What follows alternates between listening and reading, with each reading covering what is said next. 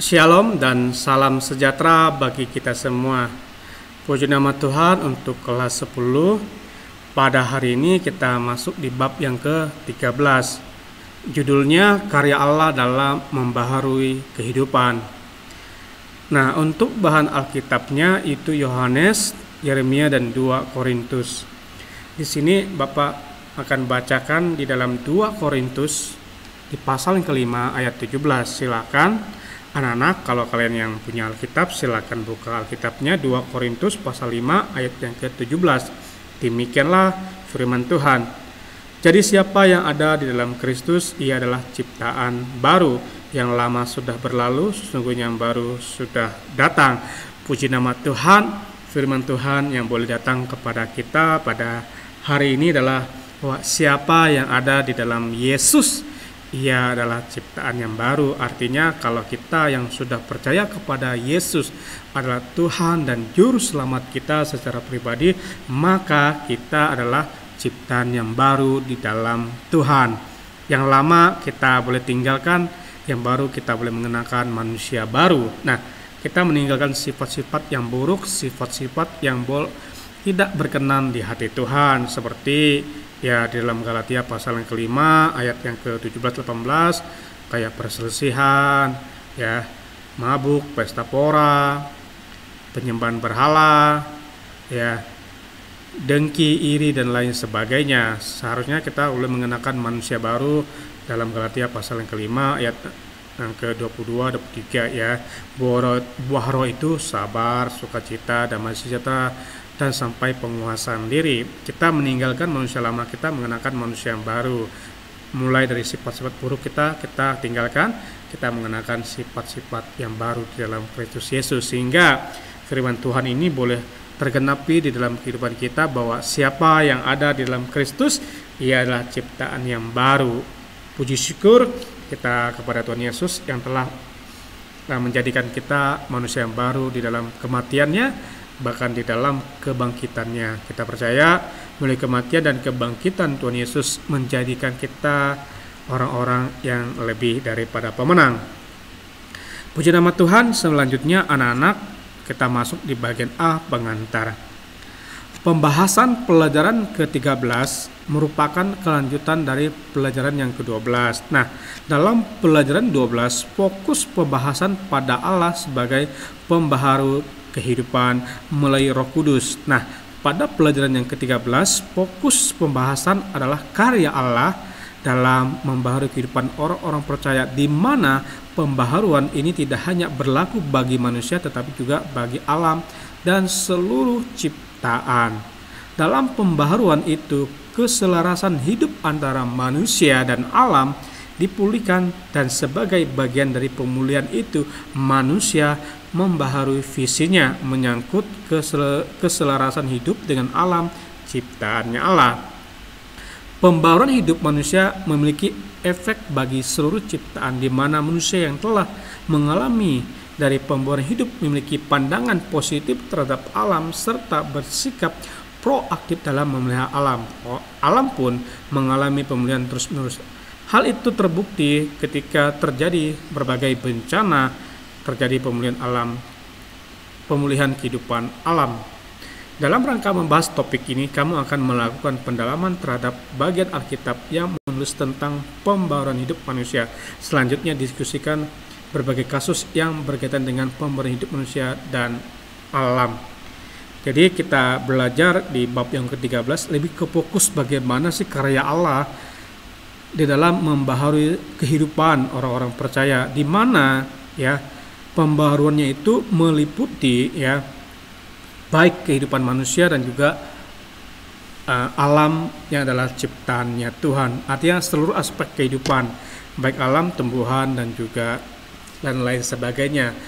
Ya, kalau kita sebagai manusia yang telah mengalami pembaruan budi dalam kehidupan kita, pembaruan pengetahuan kita, maka kita memiliki pandangan yang lebih positif, ya.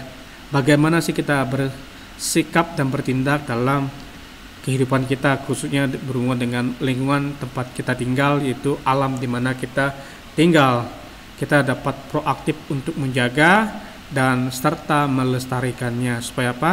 Keuntungan alam dijaga, manusia juga yang yang menerima dampak positifnya. Jika alam dirusak, maka manusia juga yang akan mengalami kerugian yang dihasilkan oleh alam. Jadi alam dan manusia harus saling melindungi seharusnya, bukan merusak. Oleh karena itu, sebagai anak remaja, kalian harus punya pandangan yang positif terhadap alam, bukan justru untuk punya keinginan untuk mengeksploitasi hutan, apalagi merusaknya.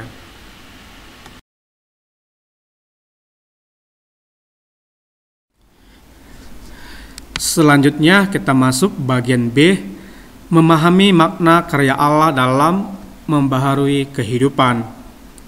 Di kalangan remaja dan kaum muda, seperti kata bahasa Inggrisnya change atau perubahan bukanlah merupakan kata yang asing.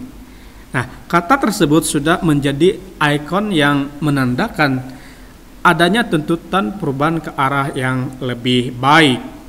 Nah, selanjutnya kita lihat berkaitan dengan istilah bahasa Inggrisnya change makna pembaharuan dalam judul pelajaran ini hampir sama karena mengandung unsur perubahan ke arah yang lebih baik. Ini perubahan yang kita pelajari di bab ini, perubahan ke arah yang baik bukan dari baik ke buruk, tapi buruk ke arah yang baik. Itulah yang namanya perubahan. Nah, mengapa manusia membutuhkan pembaharuan? Nah, menurut kalian, mengapa manusia membutuhkan pembaharuan? Yang kedua, bukankah manusia telah diselamatkan oleh Allah melalui Yesus Kristus? Nah, pertanyaan kedua, bukankah manusia yang telah diselamatkan oleh Allah melalui Yesus Kristus, apakah pembaharuan sangat diperlukan? Nah, selanjutnya, karena telah diselamatkan oleh Allah melalui Yesus Kristus, maka manusia harus mewujudkan hidup yang baru. Nah, menurut istilah Rasul Paulus, beriman harus hidup menurut roh dan bukan menurut daging. Nah, hidup menurut roh artinya manusia memberi diri untuk dipimpin oleh roh. Nah, ini pengertian hidup oleh roh, hidup dipimpin oleh roh Jika kamu memberi dirimu dipimpin oleh roh, berarti kamu hidup menurut ajaran Yesus yang ada dalam Alkitab. Baik pikiran, perkataan maupun perbuatan kamu hendaknya berpadanan dengan ajaran Alkitab. Jadi kalau kita mau memberikan hidup kita dipimpin oleh Roh Kudus, maka kita sedang mewujudkan ajaran Kristus yang sesuai dengan Alkitab. Nah, hal tersebut dapat kita lakukan di dalam pikiran kita, di dalam perkataan kita, maupun di dalam perbuatan kita. Dan hal itu tidak mampu kita lakukan sendiri tanpa dipimpin oleh Roh Kudus. Maka penting sekali kita bekerjasama dengan Roh Kudus di dalam kehidupan sehari-hari. Coba simak percakapan antara Tuhan Yesus dengan Nikodemus berikut ini. Nah, bisa dibaca dalam Yohanes pasal yang ketiga, ayat 1 sampai ayat yang ke-8.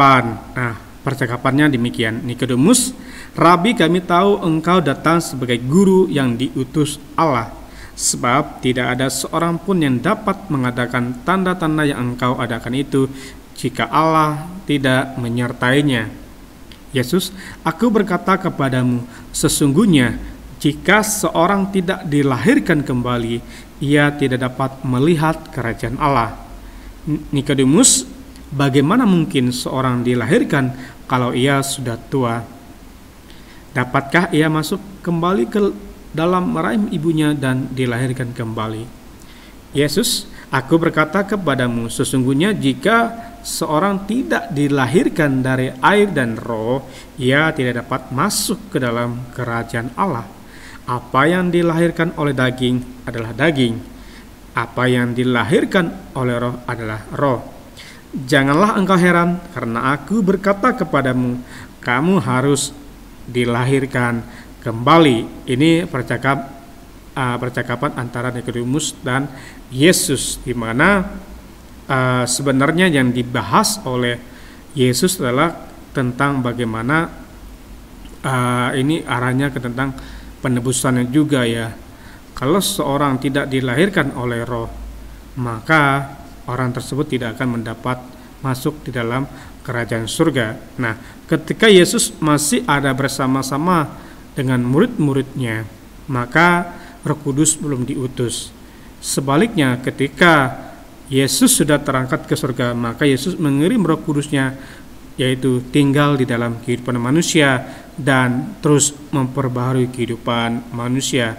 Artinya penting sekali kita memahami kita harus memiliki Roh Kudus di dalam kehidupan kita, sehingga kalau kita tidak memiliki Roh Kudus, maka kita dikatakan tidak akan bisa melihat kerajaan Allah, karena manusia adalah manusia yang berdosa, manusia yang tidak mampu melihat kesuciannya Allah. Oleh karena itu Roh Kudus yang adalah Tuhan yang boleh bekerja dalam kehidupan kita, Dialah yang akan memberikan kita namanya kemampuan setiap hari untuk kita terus mengalaminya, kelahiran baru di dalam Tuhan. Kelahiran baru juga kita boleh meninggalkan sifat-sifat yang buruk, kebiasaan-kebiasaan buruk kita, dan kita mengenakan kebiasaan-kebiasaan yang baik, kebiasaan-kebiasaan yang baru di dalam Kristus Yesus. Selanjutnya kita lihat ya arti dari percakapan antara Yesus dan Nikodemus. Untuk menjadi bagian dari anggota kerajaan Allah, manusia harus memasuki suatu hubungan yang baru dengan Allah, bertobat dan memiliki hidup baru melalui iman dan percaya kepada Allah di dalam Yesus Kristus. Kamu menerima karunia Roh yang mengubah hidupmu menjadi manusia yang berbeda dari sebelumnya. Misalnya, jika dulu kamu jarang berdoa dan membaca Alkitab, maka sekarang kamu menjadikan doa dan membaca Alkitab sebagai kebiasaan hidup kamu. Ya, yang kedua, jika dulu kamu ingin bermusuhan dengan semua orang atau teman, maka sekarang kamu lebih suka hidup dalam perdamaian dengan sesama.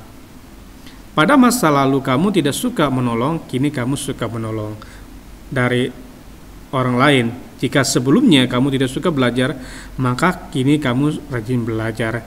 Pada masa lalu kamu suka melakukan kekerasan dan berbagai penyimpangan, maka kini kamu menjadi orang yang lemah lembut dan melakukan hal-hal baik dan benar. Nah, dalam kaitan dengan alam, kamu memiliki pemahaman yang baru mengenai alam, bahwa alam adalah ciptaan Allah yang harus dijaga dan dipelihara. Nah, manusia membutuhkan alam bagi keberlangsungan hidupnya, dan alam membutuhkan manusia untuk menjaga dan merawatnya.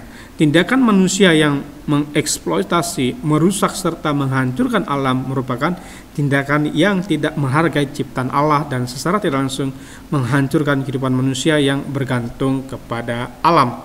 Jadi, kalau kita yang menyadari dalam kehidupan kita ciptaan yang baru, ya kita tadinya suka marah-marah, kurang sabar, dan lain sebagainya. Kita ada perubahan, pergeseran. Yang namanya pergeseran itu berarti ada perubahan baik posisi dan juga jarak. Ya, perubahan itu harus bergeser dari A ke B. Jangan sampai A pengen berubah ke B, balik ke A lagi. Tidak seperti itu. Seperti pada gambar ini, kalau dulu tidak suka membaca Alkitab, sekarang jadi rajin. Dulu tidak suka berdoa, sekarang rajin. Dulu tidak suka menolong orang lain, sekarang suka menolong orang lain. Dulu tidak peduli terhadap lingkungan, sekarang peduli terhadap lingkungan. Karena lingkungan adalah tempat kita untuk keberlangsungan hidup kita.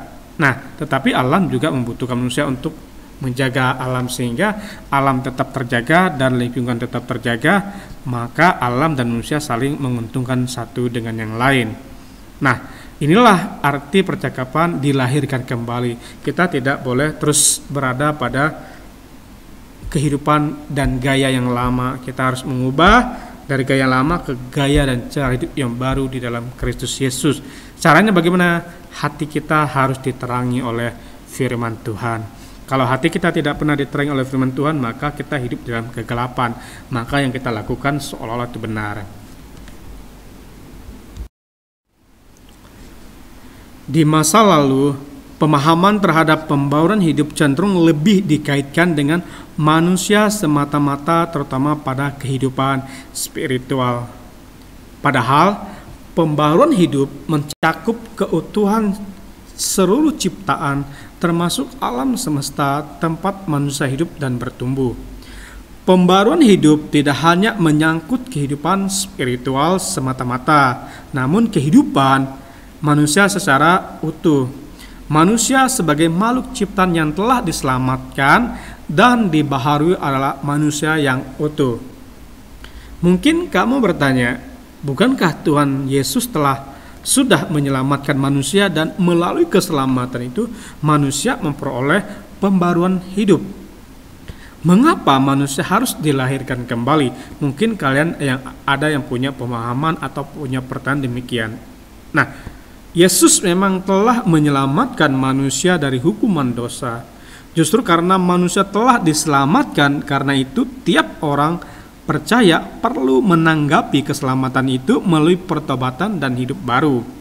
Setiap hari manusia berhadapan dengan berbagai godaan dan tantangan. Nah, setiap kali kita jatuh ke dalam dosa, kita membutuhkan pertobatan dan pembaharuan hidup. Nah, mungkin kalian yang punya pertanyaan, Pak, bukankah Yesus sudah mati bagi kita? Bukankah Yesus sudah mengorbankan dirinya bagi kita? Secara otomatis pembaharuan hidup akan terjadi. Nah, hal yang harus kita pahami adalah, iya, keselamatan sudah dikerjakan di dalam Kristus Yesus. Kita percaya kita akan diselamatkan, tetapi di dalam perjalanan kehidupan manusia, kita semua tidak terlepas terhadap tantangan, kesulitan, masalah, dan godaan-godaan di dalam kehidupan kita. Oleh karena itu, setiap kita mengalami namanya godaan dan lain sebagainya, bahkan kita jatuh dalam dosa dan lain sebagainya, kita harus bertobat serta meninggalkan kehidupan lama kita, lalu kita terus mengalami pembaruan di dalam kehidupan kita. Itu pentingnya kita mengalami pembaruan terus-menerus dalam kehidupan kita sebagai anak-anak Tuhan.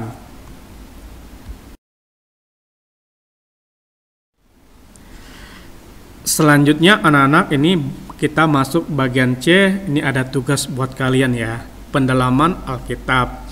Bacalah tiap bagian Alkitab yang tertera dalam kotak di bawah ini.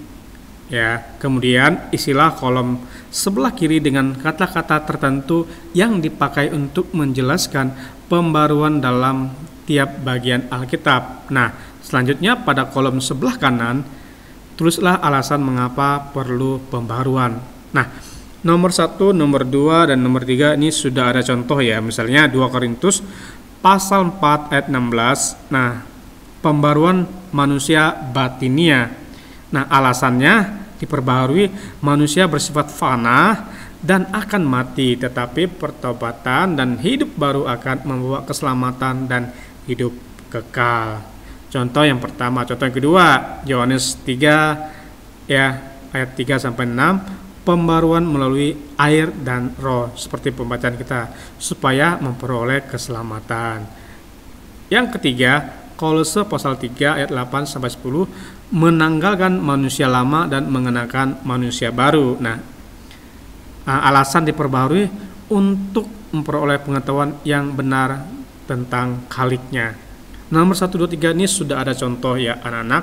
Nah, nomor 4, nomor 5, 6, 7 sampai nomor yang ke-12 kalian tinggal melanjutkan. Baca dulu ya ayat Alkitabnya, pasalnya, ayatnya. Oh, kira-kira ini. Nah, alasan diperbaharui kira-kira ini. Kalau kalian kurang paham, bisa bertanya kepada guru yang akan membimbing kalian dan juga kepada Bapak.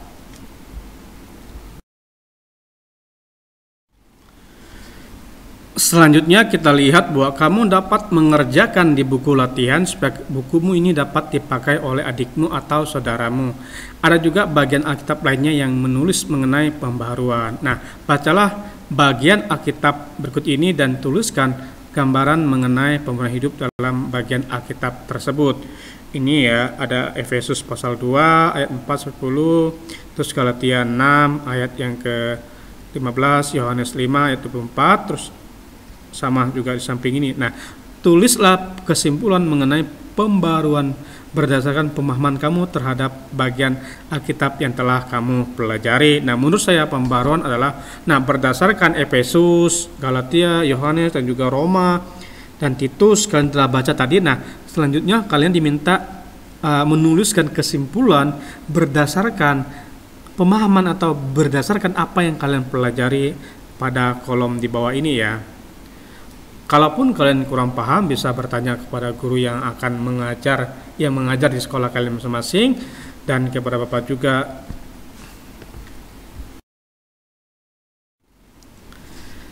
Selanjutnya kita masuk di bagian D, menelusuri Alkitab. Yeremia pasal yang ke-30 sampai pasal 33 merupakan satu kesatuan yang berbicara tentang pembaharuan yang dijanjikan Allah kepada umatnya. Nah, janji pembaharuan Allah berisi pemulihan hidup secara menyeluruh sehingga umat Allah hidup dalam perdamaian, keselamatan, dan pengharapan. Nah, nubuat Nabi Yeremia yang disampaikan pada abad yang ke-6 sebelum Masehi ditujukan kepada bangsa Israel yang mengalami kesengsaraan yang sangat mengerikan. Bangsa itulah menjadi lumpuh dan terpuruk total sebab para pahlawannya seperti wanita yang akan melahirkan dan ditimpa kegentaran yang luar biasa sehingga hanya dapat menjadi tak berdaya. Tidak hanya pemimpin yang dapat diharapkan untuk memulihkan harkat dan martabat bangsa Israel sebagai bangsa berdaulat yang diberkati oleh Allah. Nah, mereka tidak dapat berbuat apa-apa sebab berada dalam jajahan bangsa Babel. Semua terjadi karena mereka melakukan apa yang jahat di mata Tuhan. Karena lebih suka hidup dalam penyembahan berhala, melakukan perbuatan amoral yang lebih mempercayai nubuat nabi palsu yang meramalkan kejayaan Israel tanpa campur tangan Tuhan. Jadi ini bobloknya bangsa Israel pada waktu itu ya. Terjadi namanya mereka lebih percaya kepada nabi-nabi palsu yang berkata bahwa bangsa Israel akan jaya, bangsa Israel akan kuat tanpa campur tangan Tuhan. Tetapi kita lihat bagaimana bangsa Israel sendiri mengalami yang namanya dijajah oleh bangsa Babel. Nah, kita lihat mereka tidak berdaya dan mereka tidak mampu. Mereka berada di pembuangan Babel pada waktu itu. Nah, oleh karena itu kita harus memahami bahwa sebenarnya pembuahan hidup yang dijanjikan oleh Allah kepada umat Israel itu mencakup secara keseluruhan ya, tidak kepada satu aspek. Tetapi kalau kita salah memahami janji Tuhan di dalam kehidupan kita, biasanya kita akan kecewa kepada Tuhan. Loh Pak, kok bisa kecewa? Nah, karena pemahaman yang keliru kita tentang Tuhan bisa membuat kita kecewa. Misalnya kita berdoa bertahun-tahun, doa kita belum dijawab oleh Tuhan, kita mulai putus asa, kecewa. Sama halnya dengan bangsa Israel. Bukan waktu yang singkat mereka dijajah oleh bangsa Babel. Bangsa Israel tidak mungkin bangkit dengan kekuatannya sendiri. Allah dengan jelas mengatakan bahwa akan datang waktunya penderitaan dan kegentaran akan berakhir jika Allah sendiri mengadakan pembaharuan. Artinya apa? Pembaharuan itu adalah anugerah Allah sebab mereka adalah bangsa yang berdosa. Pembaharuan yang dilakukan Allah adalah pembaharuan yang sejati sebab tujuan utamanya pembaharuannya bukanlah sekedar membebaskan bangsa Yehuda dari jajahan bangsa lain ataupun memberikan kehidupan yang tenang dan aman. Tujuan utama pembaharuan Allah adalah agar Yehuda kembali beribadah kepada Allah. Jadi ingat, tujuan utama pembaharuan bagi bangsa Yehuda bukan kedamaian, tentram, tapi kembali beribadah kepada Allah.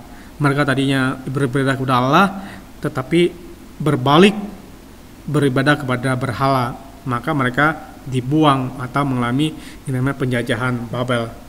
Nah, arah pembaharuan sejati adalah mengembalikan manusia ke dalam hubungan yang benar dengan Allah, yaitu manusia yang menyembah, memuliakan, dan mentaati kehendak Allah. Jadi arah pembaharuan yang dimaksudkan di sini adalah bagaimana hubungan yang tadinya rusak harus dipulihkan, baik dalam beribadah, baik dalam memuliakan Tuhan, baik dalam melakukan setiap perintah dan ketetapan Tuhan. Ini arah tujuan dari pembaharuan yang Allah janjikan bagi bangsa Israel, bukan sekedar bebas dari penjajah, aman, tentram, perdamaian, tetapi mengubah dari dalam, yaitu cara-cara mereka yang salah ketika mereka beribadah kepada Tuhan. Nah, sebab umat Israel kita berada dalam proses pembaruan hidup yang terus menerus dibaharui sehingga tidak ada alasan untuk mengatakan bahwa segalanya sudah terlambat atau tidak punya keberanian untuk meninggalkan kehidupan lama. Pembaruan hidup yang dikehendaki Allah mustahil terjadi jika kita menggunakan kelemahan daging kita dengan segala keterbatasannya. Kita diajarkan untuk berdiri teguh dalam menghadapi pencobaan. Misalnya ada teman yang mengajak kamu untuk melakukan hal-hal yang menyimpang. Jika kamu tidak ingin melakukannya, maka tidak akan terjadi penyimpangan. Namun biasanya manusia mengalami kesulitan dalam menghadapi godaan dan pencobaan. Tuhan Yesus sendiri digoda oleh iblis dengan tawaran yang menggiurkan. Namun ia mengatakan, Allah lah yang berkuasa atas hidup manusia, Allah yang patut disembah. Maka kamu pun harusnya meneguhkan pilihanmu untuk takut akan Allah dan menolak godaan dan pencobaan.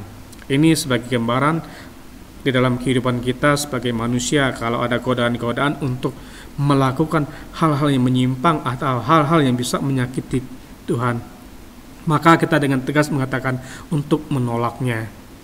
Memang sangat sulit, apalagi ada teman atau orang yang kita kenal baik mengajak kita untuk melakukan berbagai hal-hal yang bisa merugikan diri sendiri, bahkan menyakiti hati Tuhan. Untuk berkata no memang susah, tetapi hari ini setelah kalian belajar tentang pembaruan hidup dalam kehidupan kalian, kalian berani berkata no, berkata tidak terhadap ajakan-ajakan yang bisa menyesatkan kalian di dalam perjalanan kehidupan kalian.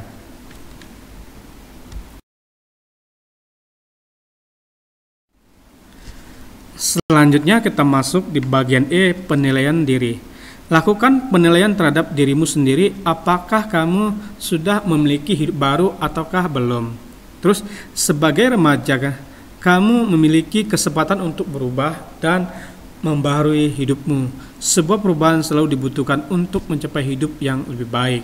Orang tua, guru maupun pendeta dapat berperan sebagai pendidik maupun motivator bagimu. Namun dari dalam dirimu sendiri haruslah timbul keinginan untuk berubah dan memiliki hidup baru. Mintalah Roh Kudus untuk membimbingmu. Jadi coba kalian perhatikan di dalam kehidupan kalian ya anak-anak, apakah kalian sudah memiliki hidup baru di dalam Tuhan atau belum? Nah, sebagai remaja, kalian punya banyak kesempatan untuk memperbaharui kehidupan kalian atau mengubah kehidupan kalian dari kebiasaan-kebiasaan yang buruk ke kebiasaan yang baik, dari hal-hal yang buruk yang kita lakukan ke hal yang baik yang kita lakukan, dari hal-hal buruk yang kita pikirkan kita ubah dengan pikiran-pikiran yang baik.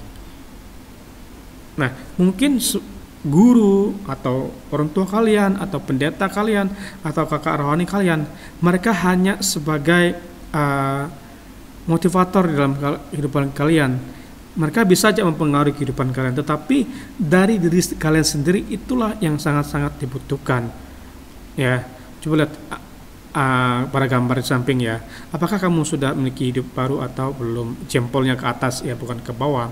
Nah, hidup baru membutuhkan pembelajaran dan pertumbuhan. Untuk itu, tiap orang percaya harus membina kedekatan dengan Tuhan melalui kesetiaan berdoa dan membaca Alkitab. Dalam kehidupan spiritual, pertumbuhan maupun pembaruan tidak akan mempunyai arti apapun tanpa dibarengi dengan kekudusan hidup. Jadi pembaruan itu ya bukan spontan tiba-tiba terjadi, ada proses. Ada membutuhkan pembelajaran demi pembelajaran di dalam kehidupan kita. Nah, cara bagaimana? Kita mulai belajar membangun hubungan yang baik dengan Tuhan, mulai sikap berdoa, membaca Alkitab, bahkan senang memuji Tuhan. Demikian di dalam kehidupan spiritual kita ya. Selalu disertai dengan pertumbuhan-pertumbuhan yang mungkin kita lihat kecil-kecil dalam kehidupan kita, lama-lama akan menjadi sesuatu yang sangat-sangat besar berpengaruh di dalam kehidupan kita.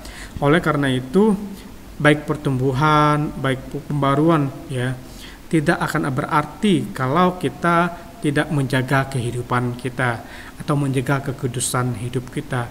Jadi penting bagi kelas 11 menjaga kekudusan hidup kalian. Apa yang perlu jaga? Semuanya, seluruh keberadaan hidup kalian, pikiran kalian, jiwa kalian, bahkan tubuh kalian, bahkan spiritual kalian atau rohani kalian. Kalian harus terus jaga.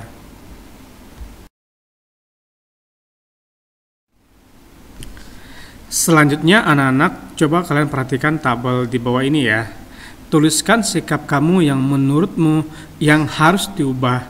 Jadi ini kalian diminta untuk menuliskan sikap kalian yang harus kalian ubah. Nah, contohnya dari sikap yang malas menjadi rajin. Tidak suka memelihara tanaman dan pohon, akhirnya suka memelihara tanaman dan pohon. Masih ada kotak atau kolom-kolom yang kosong ya. Tolong kalian lengkapi. Kalian diminta untuk kerjakan dengan jujur ya. Nah, di bawah ini harus mengetahui orang tua ya, nama dan tanda tangan. Nah, catatan dari orang tua memberikan catatan yang bersifat mendorong anaknya untuk berubah. Mungkin ada catatan dari orang tua kalian terhadap apa yang kalian kerjakan. Biarlah catatan itu bisa mendorong kalian untuk mengalaminya, kalian untuk berubah lebih baik ke depannya. Manusia pasti mengalami proses di dalam kehidupannya ya. Tidak ada manusia yang lahir langsung jadi orang baik. Ada proses-proses yang harus dialami dalam kehidupannya.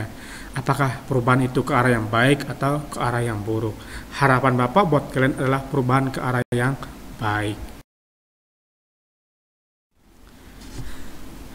Selanjutnya kita masuk di bagian F. Hidup baru artinya melakukan kehendak Allah dalam hidup.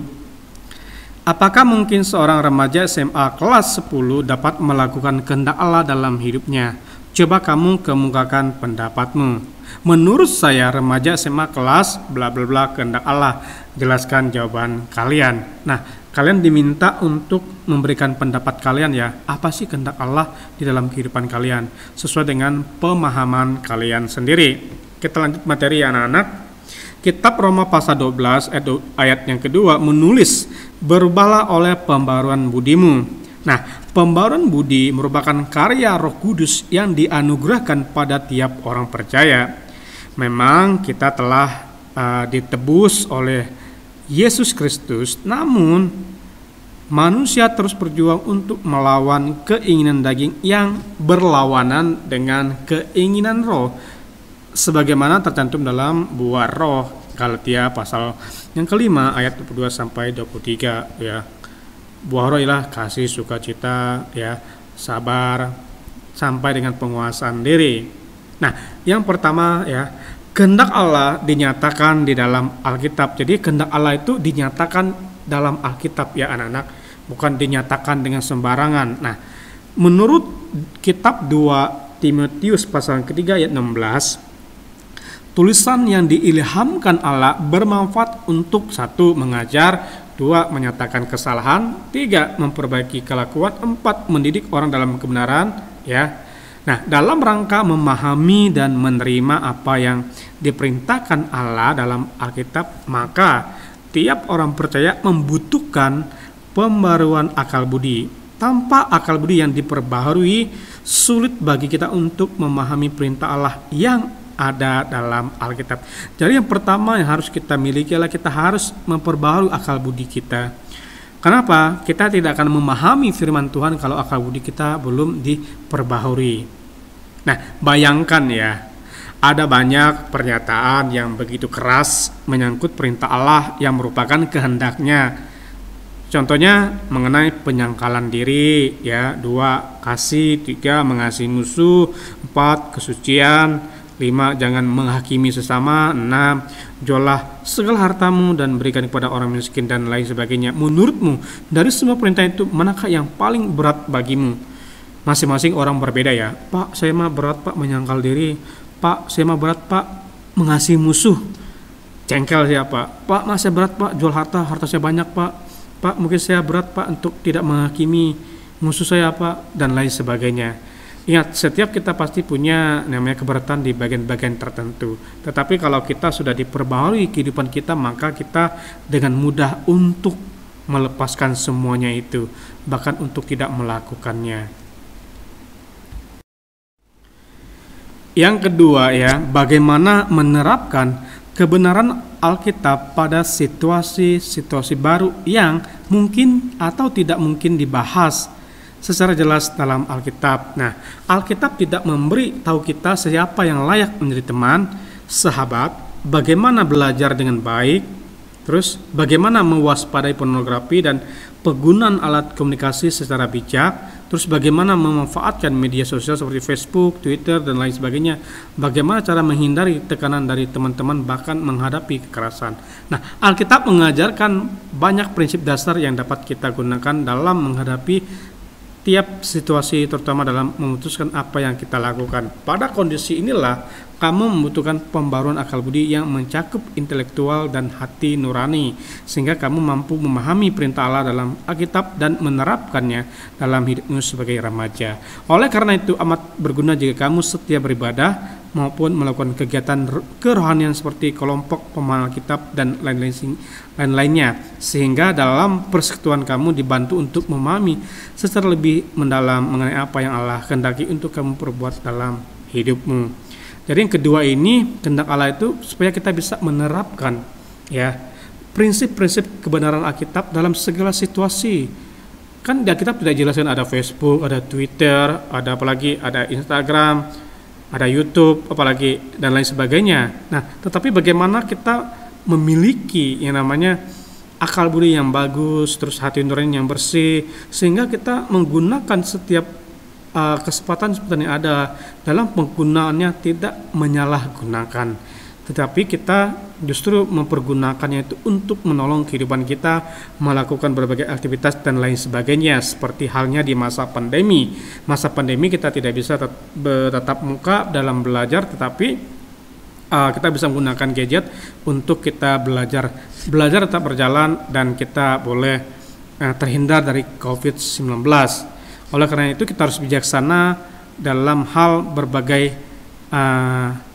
di dalam kehidupan kita sebagai anak Tuhan. Nah, kalau Bapak boleh saran, kalian harus rajin membaca Alkitab dan juga rajin beribadah, serta kalian rajin melakukan persekutuan dengan hal-hal yang rohani.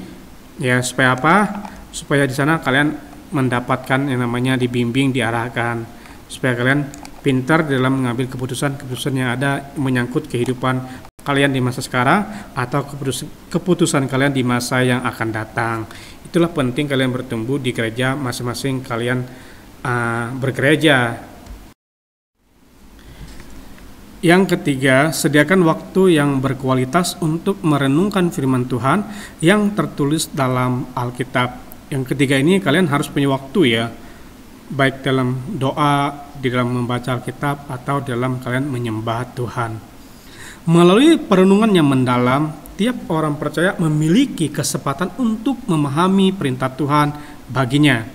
Dengan demikian, mereka mampu menerapkannya dalam kehidupan. Perenungan itu juga memotivasi kamu supaya merenungkan tiap keputusan, kata dan tindakan yang hendak kamu lakukan. Banyak kesalahan terjadi karena orang berkata-kata dan bertindak secara spontan tanpa merenungkan dahulu apa yang akan diucapkan maupun dilakukan. Banyak kata-kata dan tindakan yang jahat lahir dari sikap spontan karena dipicu oleh kemarahan ataupun kekecewaan. Ada pepatah yang mengatakan, jangan membuat keputusan ketika sedang marah. Seseorang diminta mengambil waktu dan merenung, berpikir dengan bijak sebelum mengambil keputusan. Apakah kamu pernah mengalami ketika dalam kemarahan ataupun kecewaan mengatakan atau melakukan sesuatu yang kemudian kamu sesali? Hal itu terjadi karena kamu belum mengalami pembaruan budi. Nah, Bapak juga kadang-kadang mengalami hal yang sama ya. Kadang-kadang berkata-kata atau mengucapkan kata-kata kasar dan akhirnya menyesali juga. Sebenarnya Bapak juga membutuhkan yang pembaruan terus-menerus dalam kehidupan Bapak secara pribadi. Ini Bapak pribadi ya. Intinya kita harus punya kesempatan, punya waktu untuk mendalami atau untuk merenungkan firman Tuhan. Tujuannya apa? Dalam menghadapi situasi-situasi yang sulit dalam kehidupan kita, baik mau marah, mau jengkel, mau kecewa dan lain sebagainya, kita tidak sembarang berkata-kata, tidak sembarang bertindak, sehingga nantinya kita sendiri yang menyesali apa yang kita lakukan. Jadi milikilah waktu yang berkualitas dengan Tuhan, maka Tuhan sendiri akan menyatakan dirinya kepada kalian, bisa melalui pembacaan firman Tuhan, bisa melalui doa, bisa melalui pujian penyembahan yang kalian lakukan di hadapan Tuhan. Kiranya Tuhan Yesus menolong kehidupan kalian ya.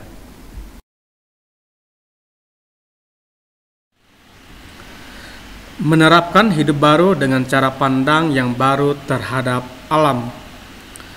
Pelajari 2 buah gambar di bawah ini dan kemukakan apa tindakan yang dapat kamu lakukan terhadap kondisi alam yang seperti itu. Sebagai manusia yang telah mengalami pembaharuan budi, bagaimana kamu menilai 2 buah gambar ini, terutama dalam kaitannya dengan Allah sebagai pembaharu kehidupan manusia dan alam? Jadi ini kalian diminta untuk memberikan pendapat kalian berdasarkan kedua gambar di bawah ini. Nah, ini kaitannya dengan kalian yang sudah diperbaharui budinya atau pengetahuannya. Nah, bagaimana pandangan kalian terhadap kedua gambar di bawah ini yang berkaitan dengan Allah sebagai pembaharu hidup manusia dan alam? Nah, gambar 13.4 sungai yang kotor, terus gambar 13.5 pantai yang kotor. Jadi ini murni pendapat kalian berdasarkan pengamatan yang kalian lihat pada kedua gambar di bawah ini.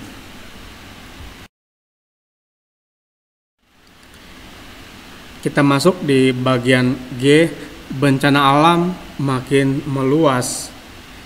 Beberapa waktu terakhir ini, berbagai media cetak dan elektronik memberitakan bencana alam yang semakin meluas.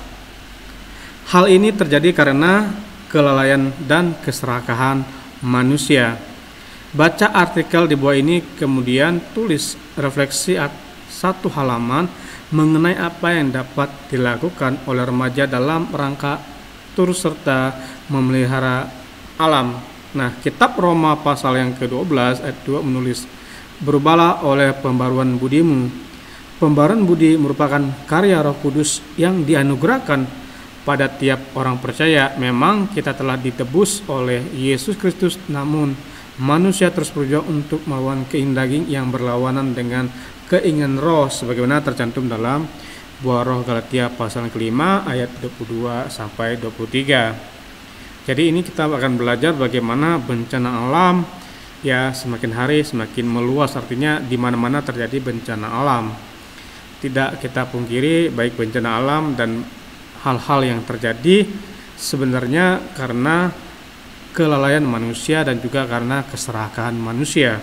Sebagai contoh, kalau kita membuang sampah di sungai atau kita membuang sampah di selokan atau kita membuang sampah di laut, sewaktu-waktu air pasang hujan yang begitu hebat, biasanya sampah-sampah yang kita buang ke laut akhirnya ke darat lagi. Akhirnya terjadilah namanya berbagai bencana seperti tsunami kecil ataupun gelombang laut naik. Tidak seperti biasanya. Mungkin terjadi banjir-banjir di perkampungan karena apa? Selokan-selokannya pada penuh dengan sampah plastik, di mana sampah plastik tidak bisa diurai oleh bakteri apapun atau pengurai apapun, hanya bisa dibakar dan didaur ulang. Itu sampah plastik. Ini sampah yang sebenarnya menjadi persoalan bukan hanya di bangsa kita, bangsa Indonesia, tapi di seluruh dunia. Nah, oleh karena itu sebagai remaja kita yang sudah mengalami pembaruan budi atau pengetahuan kita punya tanggung jawab bagaimana sih kita memelihara alam yang adalah ciptanya Tuhan. Manusia bertanggung jawab untuk menggunakan dan juga untuk melestarikan serta menjaga kelestarian alam sehingga alam dan lingkungan manusia tempat kita tinggal menjadi sahabat ya, bukan menjadi suatu yang dapat mendatangkan malapetaka. Selanjutnya kita akan baca bersama-sama untuk bencana ekologis meningkat tajam. Ini Media Indonesia 16 Januari tahun 2014 oleh Syarif ya. Ini kita akan baca artikelnya. Sebagian besar bencana terjadi akibat eksploitasi hutan untuk tambang dan perkebunan skala besar. Kejadian bencana alam yang timbul akibat kerusakan lingkungan bencana ekologis sepanjang tahun 2019 meningkat tajam hingga 293% dari tahun 2012. Hal itu berdasarkan hasil rekapitulasi data Wahana Lingkungan Indonesia, Hidup Indonesia Walhi. Pada tahun lalu, bencana ekologis seperti banjir dan longsor meningkat tajam sepanjang tahun lalu, ujar Direktur Eksekutif Walhi Abednego Tarigan di Jakarta kemarin. Abednego mengatakan jika pada 2012 kejadian banjir dan longsor mencapai 475 kali dengan korban jiwa 125 orang, pada tahun 2013 kejadian bencana banjir dan longsor meningkat menjadi 1.390 kejadian. Peningkatan kejadian itu sambung dia sudah mencapai 293% banjir dan longsor pada 2013, melanda 6.727 desa atau kelurahan di 34 provinsi. Total korban tewas akibat banjir dan longsor sepanjang 2013 mencapai 565 orang. Sebanyak 86 korban diantaranya tewas akibat longsor galian tambang skala besar golongan C, imbuhnya. Berdasarkan klasifikasi jenis bencana, banjir masih mendominasi dengan 960 kejadian, tanah longsor 330 kali, dan rob sebanyak 70 kali. Daerah-daerah yang dianggap akut lantaran terlalu sering dilanda banjir yaitu Kabupaten Bandung, Kampung Pulo di Jakarta Timur, Medan, dan Samarinda. Adapun daerah utama longsor ya Cianjur dan Sirimau, Ambon. Sebagian besar bencana ekologis yang terjadi bersumber dari kerusakan lingkungan yang hebat akibat eksploitasi hutan untuk tambang dan perkebunan dalam skala besar. Jadi perhatikan ya, sebagian besar kerusakan yang terjadi karena terjadinya eksploitasi hutan yang secara besar-besaran. Eksploitasi itu ya mengambil hasilnya tanpa memperhatikan dampaknya, atau seperti halnya orang kalau menebang pohon ya tidak ditanam kembali, maka mudah terjadi longsor dan banjir dan lain sebagainya. Ini dampak yang sangat besar bagi keberlangsungan kehidupan manusia kalau kita tidak menjaga hutan dan tidak memelihara lingkungan tempat kita tinggal. Selanjutnya kita masuk di perusak lingkungan. Lebih jauh, Abednego menambahkan sebagian perusakan lingkungan yang menyebabkan bencana ekologis umumnya terkait dengan tindakan kolusi antara perusahaan dan pejabat di daerah. Vonis terhadap Hartati Murdaya dalam kasus perluasan lahan kelapa sawit di Boal tahun lalu menyiratkan bentuk kolusi tersebut nyata. Vonis pada Hartati sejatinya lah puncak gunung es, sebut dia. Walhi mencatat selama kurun waktu 2013 sedikitnya ada 52 perusahaan yang menjadi pelaku berbagai konflik lingkungan, sumber daya alam, dan agraria. Angka-angka ini menunjukkan bahwa industri ekstraktif seperti tambang dan perkebunan merupakan predator puncak ekologis. Selain itu, hasil audit Badan Pemeriksa Keuangan BPK juga menyebutkan ada 15 temuan eksploitasi yang dilakukan 22 perusahaan di Kalimantan Tengah, Riau, Maluku Utara, dan Papua Barat. Di 4 provinsi tersebut, perusahaan menambang, mengeksplorasi, sampai mengeksploitasi kawasan hutan tanpa izin, bahkan tidak ada izin pinjam pakai kawasan hutan. Total nilai kerugian negara dalam penyimpangan tersebut sekitar 100 miliar, ujar dia. Sementara itu, Nisa, warga Dipura, pegiat lingkungan dari Sekolah Ekologi Garut, menambahkan korupsi di sektor sumber daya alam tidak hanya merugikan negara tapi juga menurunkan kualitas hidup masyarakat akibat kerusakan lingkungan hidup. Pasalnya, praktik buruk industri ekstraktif menimbulkan kerugian sosial akibat migrasi paksa penduduk. Belum lagi banyaknya konflik yang terjadi dan berujung pada kriminalisasi terhadap pejuang lingkungan bahkan hingga kematian. Ini artikel tentang perusak lingkungan. Ternyata dampak atau puncak daripada baik eksploitasi dan lain sebagainya dilakukan oleh baik perusahaan dan juga pejabat di daerah. Ya, kita tidak menyebutkan siapa orangnya, tetapi ini bisa terjadi kalau pejabat daerah dan juga perusahaan istilahnya mengambil keuntungan yang secara berlebihan tanpa memperhatikan lingkungan hidup, khususnya lingkungan tempat kita tinggal atau lingkungan di mana kita untuk dapat merasakan yang namanya kenyamanan hutan, keindahan hutan dan lain sebagainya. Coba kalian perhatikan ya, di sekeliling kalian di kota-kota besar khususnya sudah jarang kita menemukan hutan atau kita menemukan pohon-pohon yang besar. Sekarang pembangunan sudah berkembang sedemikian rupa sehingga kita kalau panas, kalau dingin, musim hujan ya dingin. Itu tidak heran karena terjadi namanya eksploitasi hutan tanpa memperhatikan keberlangsungan kehidupan manusia di dalamnya. Pemanasan global, pemicu dan dampak bagi alam dan manusia. Pemanasan global atau yang biasa disebut dengan global warming merupakan fenomena global yang disebabkan oleh aktivitas manusia di seluruh dunia, pertambahan populasi penduduk, serta pertumbuhan teknologi dan industri. Oleh karena itu, peristiwa ini berdampak global. Beberapa aktivitas manusia yang menyebabkan terjadinya pemanasan global terdiri dari konsumsi energi bahan bakar fosil.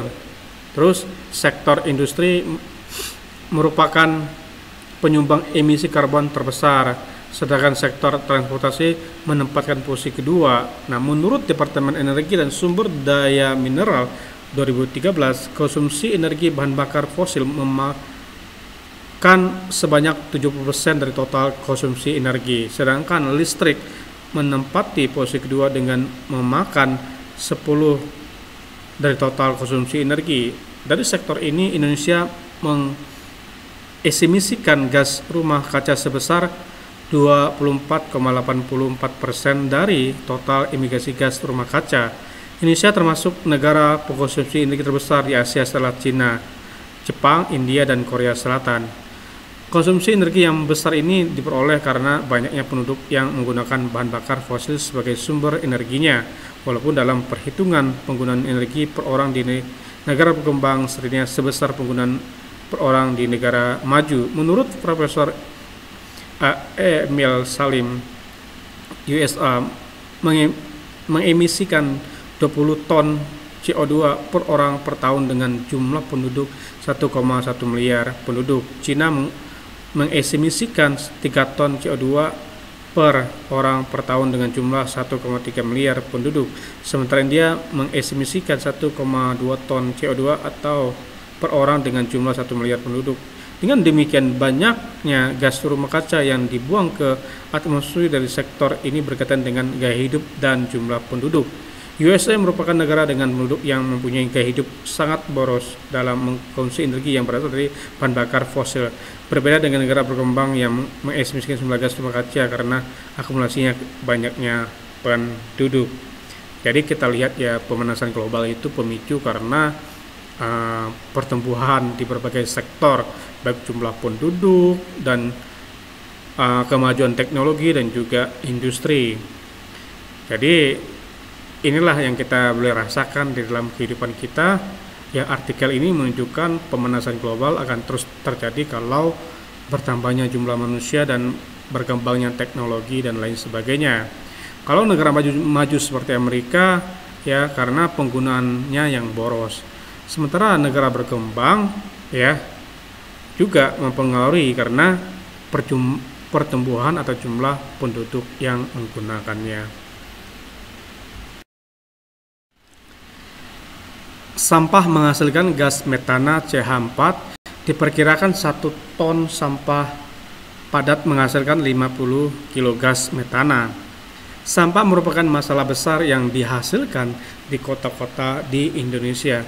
Menurut Kementerian Negara Lingkungan Hidup pada tahun 1995, rata-rata orang di perkotaan di Indonesia menghasilkan sampah sebanyak 0,8 kilo per hari, dan pada tahun 2000 terus meningkat menjadi 1 ton per 1 kilo per hari.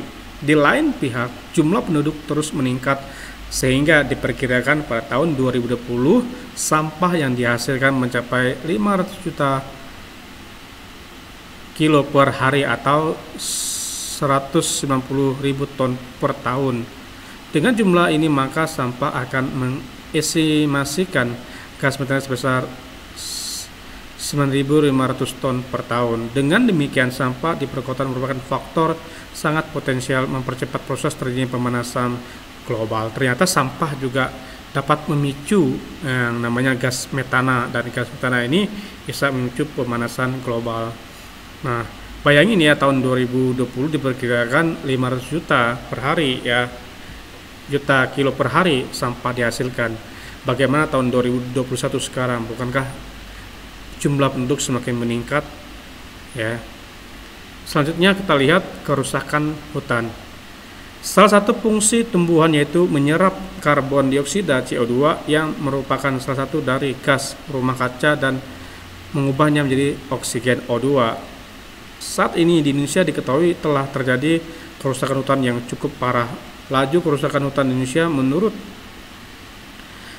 data dari Forest Watch Indonesia tahun 2001 sekitar 2,2 juta per tahun. Kerusakan hutan tersebut disebabkan oleh kebakaran hutan, perubahan tata guna lahan, antara lain perubahan hutan menjadi perkebunan dengan tanaman tunggal secara besar-besaran, misalnya perkebunan kelapa sawit, serta kerusakan yang ditimbulkan oleh pemegang hak pengusaha hutan HPH dan hutan tanaman industri HTI. Dengan kerusakan tersebut di atas, tentu saja proses penyerapan karbon dioksida tidak dapat optimal. Hal ini akan mempercepat terjadinya pemanasan global. Menurut data dari Yayasan Pelangi pada tahun 1990, emisi gas CO2 yang dilepaskan oleh sektor kehutanan termasuk perubahan tata guna lahan mencapai 64% dari total emisi CO2 di Indonesia yang mencapai 748,61 kiloton. Jadi kerusakan hutan ini karena ya orang-orang yang termasuk perusahaan-perusahaan sawit, mungkin perusahaan industri yang sifatnya menggunakan hutan secara berlebihan tanpa memperhatikan hutan dan lain sebagainya, maka di tumbuhan atau pohon itu bisa menghasilkan menyerap ya CO2 dan mengubahnya menjadi oksigen.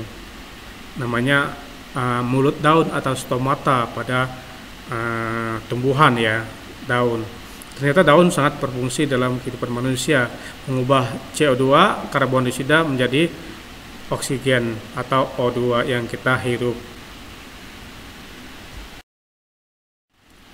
Pada tahun 1964 terjadi peningkatan emisi karbon menjadi 74%.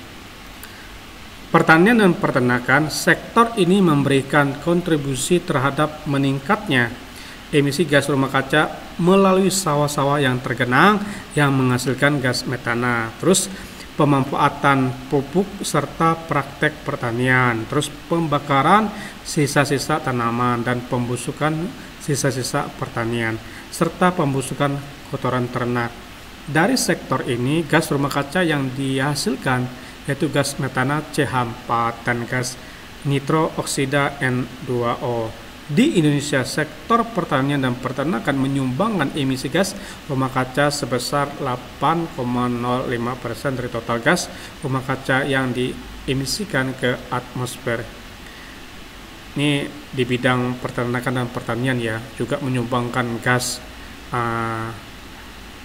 rumah kaca yang sifatnya dari CH4 dan N2O. Nah, gas-gas ini yang bisa mengakibatkan yang namanya pemanasan global. Selanjutnya kita lihat bagaimana dampak pemanasan global bagi kehidupan manusia ya. Sebagai sebuah fenomena global, dampak pemanasan global dirasakan oleh seluruh umat manusia di dunia, termasuk bangsa kita, bangsa Indonesia. Nah, posisi Indonesia sebagai negara kepulauan menempatkan Indonesia dalam kondisi yang rentan menghadapi terjadinya pemanasan global.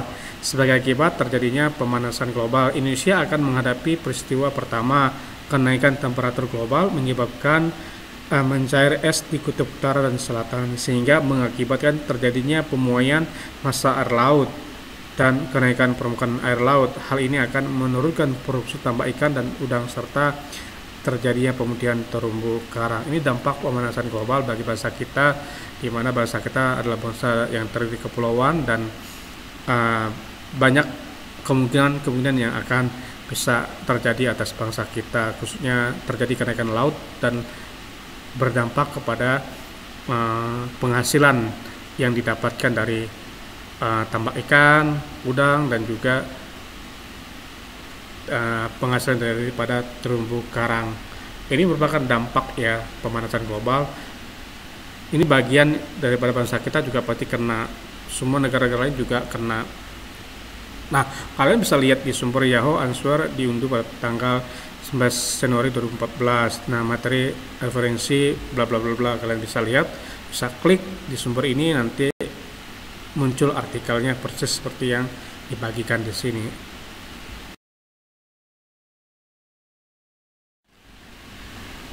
Setelah membaca artikel tentang pemanasan global, kalian diminta bandingkan dengan beberapa perubahan alam yang terjadi di daerah masing-masing. Misalnya, dahulu musim hujan dan musim panas berlangsung secara teratur. Nah, sekarang tidak sama lagi. Di tengah musim panas turun hujan lebat, angin kencang, dan lain-lain. Cuaca semakin panas, bencana semakin banyak terjadi. Menurut pendapat kamu, apakah kamu melakukan tindakan yang turut menyebabkan pemanasan global? Jadi ini tugas buat kalian ya anak-anak, setelah kalian baca artikel di atas, terus bandingkan dengan daerah tempat kalian tinggal, apakah musimnya teratur, apakah musim hujan, ya hujan, musim panas, atau seperti pada penjelasan di yang barusan kita baca. Nah, kalian minta menurut pendapat kalian, apakah kamu melakukan tindakan yang turut menyebabkan pemanasan global? Kalau iya jelaskan, kalau tidak juga jelaskan. Selanjutnya kita masuk di bagian H, Allah membaharui alam. Karya pembaharuan Allah tidak hanya mengubah cara pandang manusia dan perilakunya terhadap alam, namun membaharui alam itu sendiri. Berbagai peristiwa berupa bencana alam maupun bencana yang disebabkan oleh karena perbuatan manusia terhadap alam tidak dapat menghentikan karya Allah dalam membaharui alam. Allah sang pencipta mengasihi seluruh ciptanya sehingga ia memelihara ciptanya itu secara terus-menerus, berkelanjutan melalui proses reproduksi dan proses keharmonisan hidup makhluk ciptaan Allah. Jadi Allah terus membaharui alam dan juga manusia tentunya ya. Walaupun manusia merusak alam, tapi Allah juga pasti memulihkan keadaan alam ya, maupun yang diperbuat oleh karena ulah-ulah manusia. Ini Allah tidak pernah berhenti, terus berkarya di dalam memulihkan alam. Dalam janji penyelamatan Allah, alam termasuk dalam janji penyelamatan itu. Ingatkah kamu akan cerita Nuh di mana alam dibaharui menjadi benar-benar baru, begitu pula tumbuhan dan hewan yang hidup di dalamnya. Allah mengasihi ciptaannya dan karena itu ia memelihara, menyelamatkan serta membaharui alam. Kenyataan ini janganlah dijadikan alasan untuk mengelak dari tanggung jawab memelihara serta melestarikan alam. Sebaliknya, kenyataan bahwa Allah juga mengasihi alam dapat dijadikan titik berangkat bagi kamu untuk membangun kesadaran terhadap pemeliharaan dan pelestarian alam. Jadi janji penyelamatan Allah melalui seluruh aspek kehidupan, baik kehidupan manusia dan kehidupan alam. Jadi janji itu bukan hanya untuk manusia tetapi juga untuk alam. Allah mengasihi seluruh ciptaannya. Nah, alasan inilah membuat kita ya bahwa kita sebagai orang-orang yang sudah ditebus oleh Kristus, sudah mengalami pembaharuan secara akal budi ya, kita dituntut memiliki kesadaran bahwa tugas dan tanggung jawab kita juga terhadap alam terus kita tingkatkan dari hari ke hari.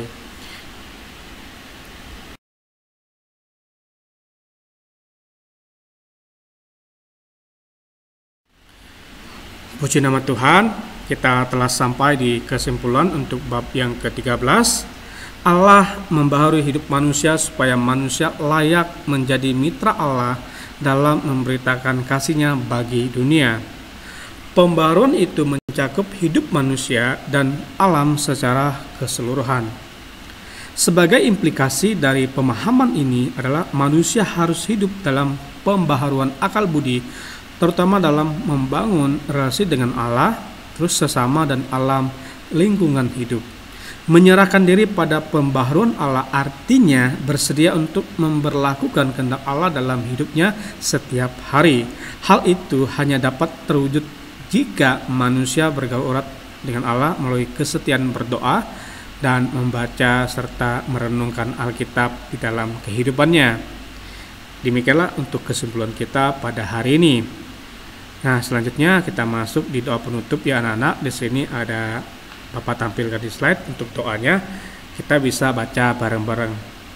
Doa dimulai. Allah Bapa, dipermuliakanlah namamu yang kudus. Bersyukur untuk kasih karunia-Mu dalam kehidupan kami, bahwa kami masih menikmati kehidupan sampai hari ini. Ajari kami untuk hidup sesuai tuntunan Roh-Mu dalam diri kami, bahwa Engkau yang selalu memperbaharui hidup kami dan perilaku yang buruk menuju perilaku hidup yang berkenan di hadapan-Mu. Ajari kami bekerjasama dengan Roh-Mu yang kudus agar hidup kami seturut kehendak-Mu. Dalam nama Tuhan Yesus kami sudah berdoa. Amin. Puji nama Tuhan, telah berakhirlah pembelajaran kita pada hari ini. Kiranya kasih karunia dan damai sejahtera dari Allah Bapa dan cinta kasih-Nya dan persekutuan dan Roh Kudus selalu menyertai kelas 10. Tuhan memberkati.